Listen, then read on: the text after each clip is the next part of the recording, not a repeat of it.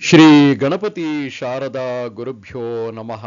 ಶ್ರೋತೃಗಳಿಗೆ ಶ್ರೀ ಶಂಕರಾಚಾರ್ಯ ವಿರಚಿತ ಸೌಂದರ್ಯ ಲಹರಿಯ ಭಾಷ್ಯವಾಗಿ ಮೂಲ ತೆಲುಗಿನಲ್ಲಿ ಶ್ರೀಮತಿ ಪವನಿ ನಿರ್ಮಲ ಪ್ರಭಾವತಿ ಇವರಿಂದ ರಚಿಸಲ್ಪಟ್ಟು ಸದಾಶಿವ ದೇವುಡು ಇವರಿಂದ ಕನ್ನಡಕ್ಕೆ ಅನುವಾದಿಸಲ್ಪಟ್ಟಿರುವ ಭವಾನಿ ಸೌಂದರ್ಯ ಲಹರಿಯಲ್ಲಿ ಅಮ್ಮನವರ ವಿರಾಟ್ ರೂಪ ದರ್ಶನ ಮಾಡಿಸುವ 7ನೆಯ ಅಧ್ಯಾಯಕ್ಕೆ ಸ್ವಾಗತ. ಈ ಅಧ್ಯಾಯದಲ್ಲಿ 92ರಿಂದ 99ನೆಯ ಶ್ಲೋಕದವರೆಗೂ ಶ್ರೀ ಶಂಕರರು 8 ಶ್ಲೋಕಗಳಲ್ಲಿ ತಾಯಿಯ ವಿರಾಟ್ ರೂಪದರ್ಶನ ಮಾಡುತ್ತಿದ್ದಾರೆ, ನಮಗೂ ಮಾಡಿಸುತ್ತಿದ್ದಾರೆ. ಹಿಂದಿನ ಅಧ್ಯಾಯಗಳಲ್ಲಿ ಅಮ್ಮನವರ ಶರೀರ ಸೌಂದರ್ಯ ಎನ್ನುವ ನೆಪದಲ್ಲಿ ಆ ತಾಯಿಯ ಮಂತ್ರರೂಪ ಶರೀರದ ಸಾಕ್ಷಾತ್ಕಾರ ಮಾಡಿಸಿದರು. ಈ ಅಧ್ಯಾಯದಲ್ಲಿ ಆ ಜಗನ್ಮಾತೆ ಕುಳಿತುಕೊಳ್ಳುವ ಮಂಚ ಮೊದಲು ಮಾಡಿ ವಿವಿಧ ರೂಪಗಳಲ್ಲಿ ಆ ತಾಯಿಯ ವಿರಾಟ್ ರೂಪವನ್ನು ಸಾಕ್ಷಾತ್ಕರಿಸಿ ಕೊಡುತ್ತಿದ್ದಾರೆ. ಶ್ಲೋಕ 98.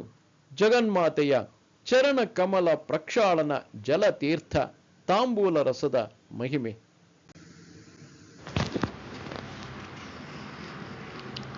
ಕದಾ ಕಾಲೇ ಮಾತಃ ಕಥಯ ಕಲಿತಾಲಕ್ತಕರಸಂ ಪಿಬೇಯಂ ವಿದ್ಯಾರ್ಥಿ ತವ ಚರಣ ನಿರ್ಣೇ ಜನಜಲಂ ಪ್ರಕೃತ್ಯ ಮೂಕಾನಾಮಪಿ ಚ ಕವಿತಾ ಕಾರಣತಯ ಕದಾ ದತ್ತೇ ವಾಣಿ ಮುಖಕಮಲ ತಾಂಬೂಲರಸತಾಂ.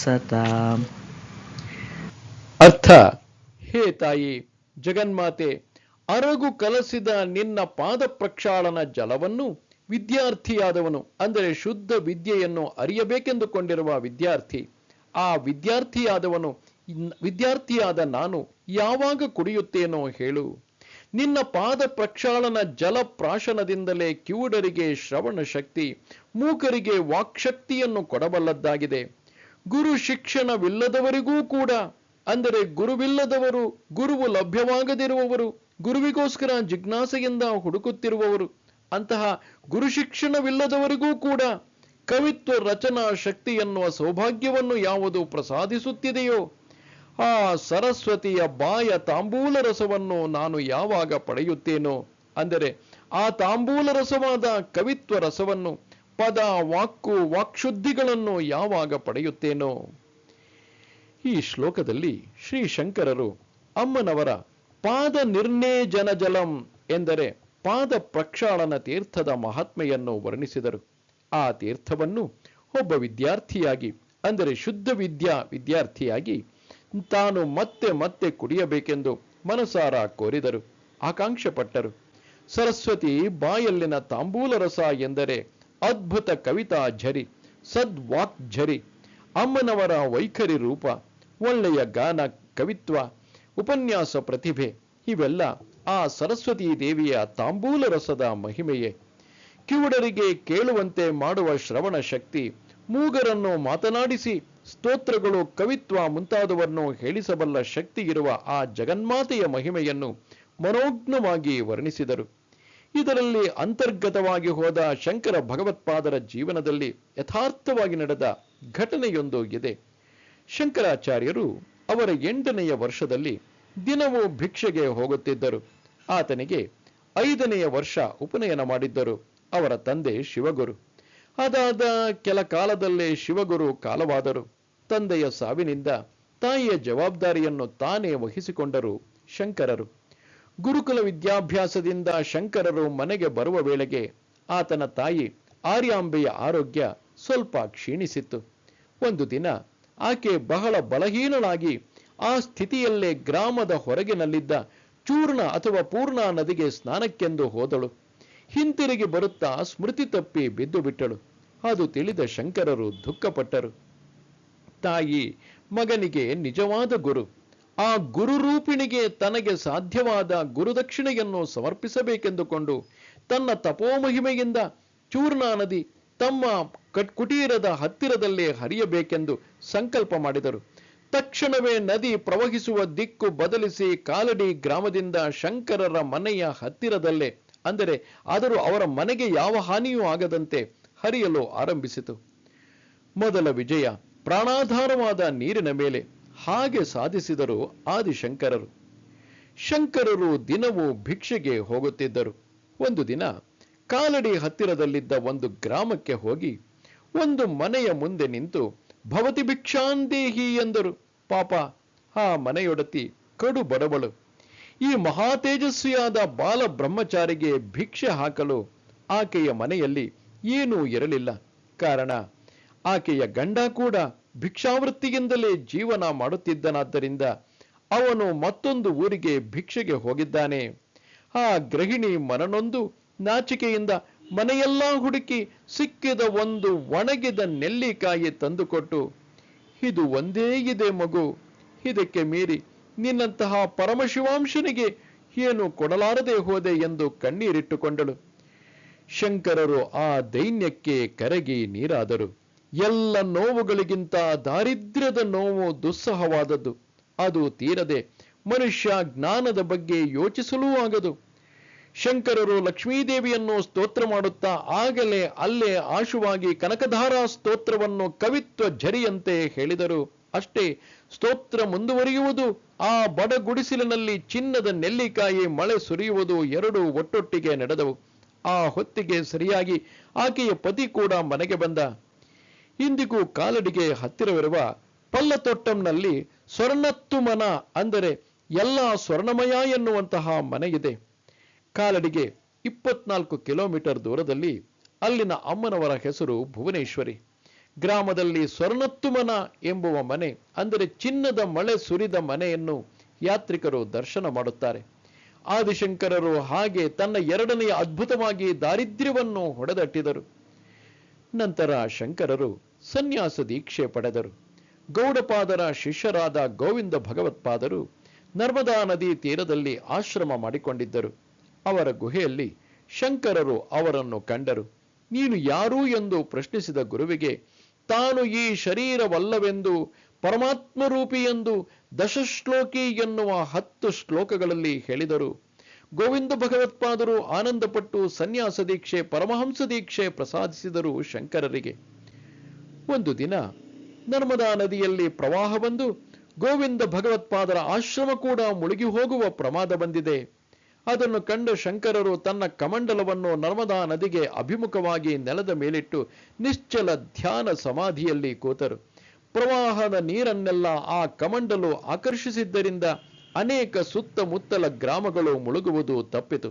ಆಶ್ರಮವು ಉಳಿಯಿತು. ಹೊರಗೆ ಬಂದು ಇದನ್ನು ಕಂಡ ಗೋವಿಂದ ಭಗವತ್ಪಾದರು ಶಂಕರರ ಪ್ರಭಾವವನ್ನು ಗ್ರಹಿಸಿ, ಅದಕ್ಕೆ ಮುಂಚೆ ತನಗೆ ವ್ಯಾಸ ಮಹರ್ಷಿಗಳು ನರ್ಮದಾ ನದಿಯ ಪ್ರವಾಹವನ್ನು ನಿಲ್ಲಿಸಬಲ್ಲ ವ್ಯಕ್ತಿಯೇ, ಬ್ರಹ್ಮಸೂತ್ರಗಳು, ಉಪನಿಷತ್ತುಗಳು, ಭಗವದ್ಗೀತೆಗೆ ಭಾಷ್ಯ ಬರೆಯಬಲ್ಲ ಮಹೋನ್ನತ ವ್ಯಕ್ತಿ ಎಂದು ಹೇಳಿದ್ದು ಜ್ಞಾಪಕಕ್ಕೆ ಬಂದು ಶಂಕರರಿಗೆ ಆ ಜವಾಬ್ದಾರಿಯನ್ನು ಒಪ್ಪಿಸಿದರು. ಈ ಭಾರತ ದೇಶದ ಚರಿತ್ರೆಯಲ್ಲಿ ಅಚಂದ್ರಾರ್ಕವಾಗಿ ನಿಲ್ಲುವ ಅಪರ ಶಂಕರರು ಎಂದು ಕಂಡರು. ಆ ನಂತರ ಶಂಕರರು ಕಾಶಿ ಯಾತ್ರೆಗೆ ಹೊರಟರು. ದಾರಿಯಲ್ಲಿ ಎಷ್ಟೋ ಘಟನೆಗಳಾದವು. ಪ್ರಭಾಕರನೆನ್ನುವ ವ್ಯಕ್ತಿ 13 ವರ್ಷಗಳ ತನ್ನ ಮೂಕ ಮಗನನ್ನು ಶಂಕರರ ಹತ್ತಿರ ಕರೆತಂದು ಅವನ ಮೂಕತನವನ್ನು ಕಳೆಯಬೇಕೆಂದು ಬಹುವಿಧವಾಗಿ ಪ್ರಾರ್ಥಿಸಿದರು.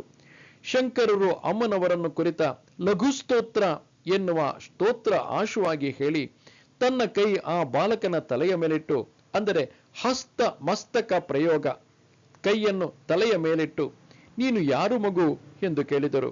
ಆಶ್ಚರ್ಯ! ಆ ಬಾಲಕನಿಗೆ ಮಾತುಗಳು ಬಂದವು. ಆ ಹುಡುಗ ಸನಿತ್ಯೋಪಲಬ್ಧಿ ಸ್ವರೂಪೋಹಮಾತ್ಮಂ, ನಿತ್ಯ ಸತ್ಯ ಸ್ವರೂಪನಾದ ಆತ್ಮನು ನಾನು ಎಂದು ಶ್ಲೋಕ ರೂಪದಲ್ಲಿ ನಿರರ್ಗಳವಾಗಿ ಉತ್ತರ ಕೊಟ್ಟ. ತಕ್ಷಣವೇ ಶಂಕರರು ಆ ಬಾಲಕನನ್ನು ತಬ್ಬಿಕೊಂಡು ಅವನಿಗೆ ಸನ್ಯಾಸ ದೀಕ್ಷೆ ಕೊಟ್ಟು ಹಸ್ತಾಮಲಕ ಎಂದು ಹೆಸರಿಟ್ಟರು. ಅಂಗೈಯಲ್ಲಿನ ನೆಲ್ಲಿಕಾಯಿಯಂತೆ ಜ್ಞಾನವನ್ನು ಅಂಗೈಯಲ್ಲಿ ಧರಿಸಿದವನು ಹಸ್ತ ಆಮಲಕ. ನೆಲ್ಲಿಕಾಯಿ ಔಷಧ ಗುಣಗಳು ಲೆಕ್ಕವಿಲ್ಲದಷ್ಟು. ದಾಹ ತೀರಿಸುತ್ತದೆ, ಹಸಿವಿಗೆ ಉಪಶಮನ ಕೊಡುತ್ತದೆ, ಬಾಯಿ, ಗಂಟಲು, ಹೊಟ್ಟೆಗೆ ಸಂಬಂಧಿಸಿದ ಬಹಳಷ್ಟು ಕಾಯಿಲೆಗಳಿಗೆ ನೆಲ್ಲಿಕಾಯಿ ದಿವ್ಯ ಔಷಧ. ಪಿತ್ತಕ್ಕೆ ಎದಿರೇಟು ಇದು. ನೆಲ್ಲಿಕಾಯಿ ಹತ್ತಿರವಿದ್ದರೆ ಸಾಕು, ಎಲ್ಲವೂ ಇದ್ದ ಹಾಗೆ ಎನ್ನುವ ಭಾವದಿಂದ ಹಸ್ತ ಆಮಲಕ, ಅಂಗೈಯ ನೆಲ್ಲಿಕಾಯಿ ಎನ್ನುವ ಮಾತು ಹುಟ್ಟಿದ್ದು. ಶಂಕರರ ಶಿಷ್ಯ ಹಸ್ತಾಮಲಕ ಅವರು ಮಾತು ಬರುತ್ತಲೇ ಶಂಕರರಿಗೆ ತಾನ್ಯಾರೂ ಎಂಬುದನ್ನು ಹೇಳಿದ ಶ್ಲೋಕಗಳಿಗೆ ಸ್ವತಃ ಶಂಕರರೇ ಭಾಷ್ಯ ಬರೆದು ಆ ಕೃತಿಕರ್ತನಿಗೆ ಅಪೂರ್ವ ಗೌರವ ಕೊಟ್ಟರು. ಈ ವಿಧದಲ್ಲಿ ಮೂಕತನವನ್ನು ಕಳೆದ ತನ್ನ ಲಘುಸ್ತೋತ್ರದಿಂದ ಶಂಕರರು ಅದು ತನ್ನ ದೊಡ್ಡತನವೆಂದು ಹೇಳಿಕೊಳ್ಳದೆ ಅಮ್ಮನವರ ಅಪಾರ ಕರುಣೆಯೆಂದು ವಿನಮ್ರರಾಗಿ ಕೈಜೋಡಿಸಿದರು. ಇಂತಹ ನಿರಹಂಕಾರ ಎಷ್ಟು ಜನಕ್ಕಿರುತ್ತದೆ? ಹಾಗೆಯೇ ಮತ್ತೊಬ್ಬ ಶಿಷ್ಯ ಕಿವುಡ, ಹುಟ್ಟು ಕಿವುಡ. ಆತನ ವಿಷಯದಲ್ಲೂ ಚರ್ಚಾಸ್ತುತಿ ಎನ್ನುವ ಅಮ್ಮನವರ ಸ್ತೋತ್ರವನ್ನು ಆಶುವಾಗಿ ಹೇಳಿ ಆತನ ಕೈಯಲ್ಲಿ ಮಾತನಾಡುತ್ತಾ ಆತನ ಕಿವಿಯಲ್ಲಿ ಆ ಸ್ತೋತ್ರ ಹೇಳಿದರು. ಅವನಿಗೆ ಶ್ರವಣ ಶಕ್ತಿ ಮರಳಿ ಬಂದಿತು. ತಮಿಳುನಾಡಿನಲ್ಲಿ ತಿರುಚೆಂದೂರು ಎಂಬ ಊರಿದೆ. ತಿರುನಲ್ವೇಲಿಯಿಂದ ಸುಮಾರು 54 ಕಿಲೋಮೀಟರ್ ದೂರ. ಅಲ್ಲಿನ ಸ್ವಾಮಿ ಸುಬ್ರಹ್ಮಣ್ಯೇಶ್ವರ ಮಹಾಮಹಿಮೆಯುಳ್ಳ ಸ್ವಾಮಿ. 45 ದಿನಗಳು ಸುಬ್ರಹ್ಮಣ್ಯ ಸ್ವಾಮಿಯನ್ನು ಭಕ್ತಿಯಿಂದ ಪೂಜಿಸಿದರೆ ಮಾತು ಬರುತ್ತದೆ ಎಂದು ಪ್ರತೀತಿ. ಹಿಂದೆ ಒಬ್ಬ ಭಕ್ತ ಹೀಗೆ 45 ದಿನ ಸ್ವಾಮಿಯನ್ನು ಪೂಜಿಸಿ ಮಾತು ಬಂದು ಮಹಾಕವಿಯಾಗಿ ಕವಿತ್ವ ಮಾಡಿದ. ಮೂಕರಿಗೆ ಮಾತು ಕೊಡುವ ಸ್ವಾಮಿ ಎಂದು ಈ ಸ್ವಾಮಿಯನ್ನು ಹೊಗಳುತ್ತಾರೆ.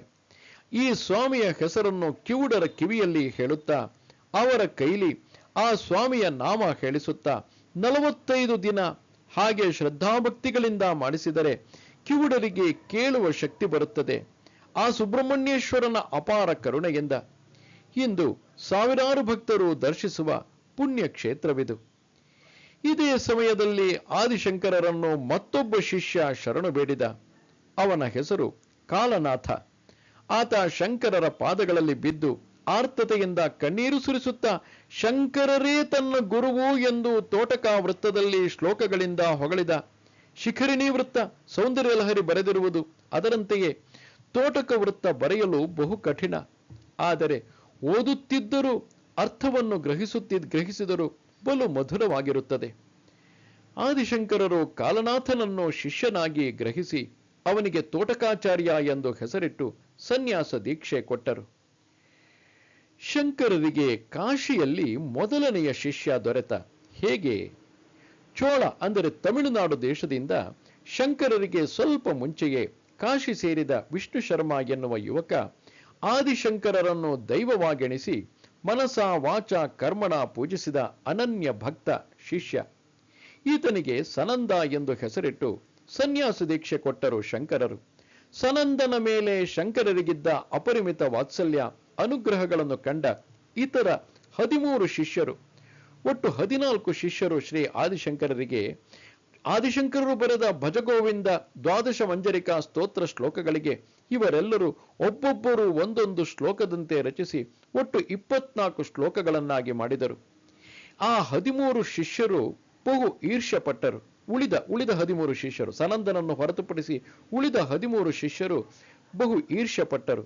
ಅದು ಗಮನಿಸಿ ಸನಂದನನ ಔನ್ನತ್ಯವನ್ನು ಒತ್ತಿ ಹೇಳಬೇಕೆಂದುಕೊಂಡರು ಆದಿಶಂಕರರು. ಪರಮಗುರು ಏನು ಮಾಡಿದರೂ ಪ್ರತ್ಯಕ್ಷವಾಗಿ ಮಾಡುವುದಿಲ್ಲ, ಸುನೀತವಾಗಿ ಪರೋಕ್ಷ ಬೋಧೆಯಿಂದಲೇ ಮಾಡುತ್ತಾರೆ. ಗಂಗಾ ನದಿಯ ಆ ದಡದಿಂದ ಈ ದಡಕ್ಕೆ ದೋಣಿಯಲ್ಲಿ ಸನಂದನೊಬ್ಬನನ್ನು ಬಿಟ್ಟು ಮಿಕ್ಕ ಶಿಷ್ಯರೊಡನೆ ಆದಿಶಂಕರರು ಒಂದು ದಿನ ಪ್ರಯಾಣ ಮಾಡಿದರು. ಆ ದಡದಲ್ಲಿ ಗುರುವಿನ ವಸ್ತ್ರಗಳನ್ನು ಒಗೆದು ಆರಲು ಹಾಕುತ್ತಿದ್ದಾನೆ ಸನಂದ. ಶಂಕರಾಚಾರ್ಯರು ಜೋರಾಗಿ ಸನಂದ ಬೇಗ ಬಾ, ನನ್ನ ಉತ್ತರೀಯವನ್ನು ತೆಗೆದುಕೊಂಡು ಬಾ ಎಂದು ಕೂಗಿದರು. ಮಿಕ್ಕ ಶಿಷ್ಯರೆಲ್ಲ ಆಶ್ಚರ್ಯದಿಂದ ಸದ್ಗುರು, ಸನಂದ ಆ ದಡದಲ್ಲಿದ್ದಾನೆ, ದೋಣಿ ನಡೆಸುವವನು ದೋಣಿ ತುಂಬಿದ ಹೊರತು ಹೊರಡುವುದಿಲ್ಲ. ಇಲ್ಲಿಂದ ಹೊರಟ ದೋಣಿ ಆ ದಡ ಸೇರಬೇಕು, ಮತ್ತೆ ದೋಣಿ ತುಂಬಬೇಕು, ಆಮೇಲೆ ಈ ದಡಕ್ಕೆ ಬರಬೇಕು. ಸನಂದ ಬೇಗ ಹೇಗೆ ತಾನೇ ಬರಬಲ್ಲ ಎಂದರು. ಅಷ್ಟರಲ್ಲಿ ಒಂದು ಅದ್ಭುತ ನಡೆಯಿತು. ಗುರುವಿನ ಕೂಗು ಕೇಳಿದ ಸನಂದ ಗುರುವಿನ ಉತ್ತರೀಯವನ್ನು ಕೈಲಿ ಹಿಡಿದು ಗಂಗೆಯಲ್ಲಿ ನಡೆಯಲು ಆರಂಭ ಮಾಡಿದ. ಬರುತ್ತಿದ್ದೇನೆ ಎಂದು ಹೇಳುತ್ತಾ ಅವನಿಗೆ ತಾನು ನೀರಿನ ಮೇಲೆ ನಡೆಯುತ್ತಿದ್ದೇನೆ ಎನ್ನುವ ಸ್ಪೃಹೆಯೂ ಇಲ್ಲ. ಗುರುವಿನ ಆಜ್ಞೆ ಅದೊಂದೇ ಆತನ ಧ್ಯೇಯವಾಗಿದೆ. ಗಂಗಾಮಾತೆ ಆತನ ನಿಶ್ಚಲ ಭಕ್ತಿಗೆ ಪುಳಕಿತಳಾದಳು. ಆತನ ಗುರುಭಕ್ತಿಗೆ ಆಕೆಯ ಮಾತೃ ಹೃದಯ ಆನಂದದಿಂದ ಉಕ್ಕಿ ಹರಿಯಿತು. ಆತ ಹೆಜ್ಜೆ ತೆಗೆದು ಹೆಜ್ಜೆ ಇಡುತ್ತಿದ್ದ ಹಾಗೆಯೇ ಒಂದೊಂದು ಪದ್ಮ ಆತನ ಹೆಜ್ಜೆಯ ಕೆಳಗೆ ಪ್ರತ್ಯಕ್ಷವಾಯಿತು, ಆಗುತ್ತಿತ್ತು. ಆ ಪದ್ಮಗಳ ಕೆಳಗೆ ಆ ಪದ್ಮಗಳ ಮೇಲೆ ಪಾದಗಳನ್ನಿಟ್ಟು ನಡೆಯುತ್ತಿರುವ ಸ್ಪೃಹೆಯೂ ಆತನಿಗಿಲ್ಲ. ಆಚಾರ್ಯರಿಗೆ ಉತ್ತರೀಯವನ್ನು ಕೊಟ್ಟು ನಮಸ್ಕರಿಸಿದ. ಗಂಗಾ ನದಿಯ ಮೇಲಿನ ಪದ್ಮಗಳನ್ನು ನೋಡಿದರು ಶಿಷ್ಯರೆಲ್ಲ. ಆ ಪದ್ಮಗಳು ಮಾಯವಾಗುವುದನ್ನು ನೋಡಿದರು. ಪದ್ಮಪಾದ, ನೀನು ಧನ್ಯ ಮಗು ಎಂದರು ಆಚಾರ್ಯರು. ಅಂದಿನಿಂದ ಸನಂದ ಪದ್ಮಪಾದನಾದ. ಆದಿಶಂಕರರ ಪ್ರಥಮ ಶಿಷ್ಯ. ಆದಿಶಂಕರರನ್ನು ಅನುಕ್ಷಣವೂ ಅನುಸರಿಸಿ ಅವರ ಅಪಾರ ಕೃಪೆಗೆ ಪಾತ್ರನಾಗಿ ಒಂದು ಸಲ ಶಂಕರರ ಪ್ರಾಣರಕ್ಷಣೆ ಮಾಡಿ ಕೆಲವು ಭಾಷ್ಯಗಳನ್ನು ಬರೆದು ಪ್ರಮುಖನಾದವನು ಈ ಪದ್ಮಪಾದ. ಇಷ್ಟು ಕಥೆಗಳು ನೆನಪಿಗೆ ಬರಲು ಕಾರಣವೇನು? ಮೂಕನಿಗೆ ಮಾತು ಕೊಟ್ಟು ಹಸ್ತಾಮಲಕನೆಂದು ಹೆಸರಿಟ್ಟು ತನ್ನ ಶಿಷ್ಯನಾಗಿ ಮಾಡಿಕೊಂಡರು ಆದಿಶಂಕರರು. ಇದು ಶ್ರೀ ಬಲಿಪುರ ಎನ್ನುವಲ್ಲಿ ನಡೆಯಿತು ಎನ್ನುತ್ತಾರೆ ಕೆಲವರು. ಕಿವುಡನಿಗೆ ಶ್ರವಣಶಕ್ತಿ ಕೊಟ್ಟರು, ಲಘುಸ್ತುತಿ, ಚರ್ಚಾಸ್ತುತಿ ಎನ್ನುವ ತಮ್ಮ ಮಹಿಮಾನ್ವಿತವಾದ ಸ್ತೋತ್ರಗಳಿಂದ. ಆದರೆ ಇಂತಹ ಅದ್ಭುತ ಚರಿತ್ರೆಯುಳ್ಳ ಪರಮಗುರು ವಿನಮ್ರತೆಯಿಂದ, ತಾಯಿ, ನಿನ್ನ ಕರುಣೆ ಮೂಕನಿಗೆ ಮಾತು ಕೊಡುತ್ತದೆ, ಕಿವುಡನಿಗೆ ಕೇಳುವ ಶಕ್ತಿ ಕೊಡುತ್ತದೆ, ಇದೆಲ್ಲವೂ ನಿನ್ನ ಪಾದ ಪ್ರಕ್ಷಾಳನ ಜಲ ಕುಡಿದದ್ದರ ಮಹಿಮೆಯೇ. ಅದು ಸರಸ್ವತಿ ಬಾಯ ತಾಂಬೂಲ ರಸದಂತಹ ಕವಿತ್ವವನ್ನು ಪ್ರಸಾದಿಸುತ್ತದೆ ಎಂದು ಭಿನ್ನವಿಸಿಕೊಳ್ಳುತ್ತಿದ್ದಾರೆ. ಆ ವಿನಯವೇ ನಮ್ಮಲ್ಲಿ ಜ್ಞಾನರೂಪವಾಗಿ ಅಂಕುರವಾದರೆ ಸಾಕು.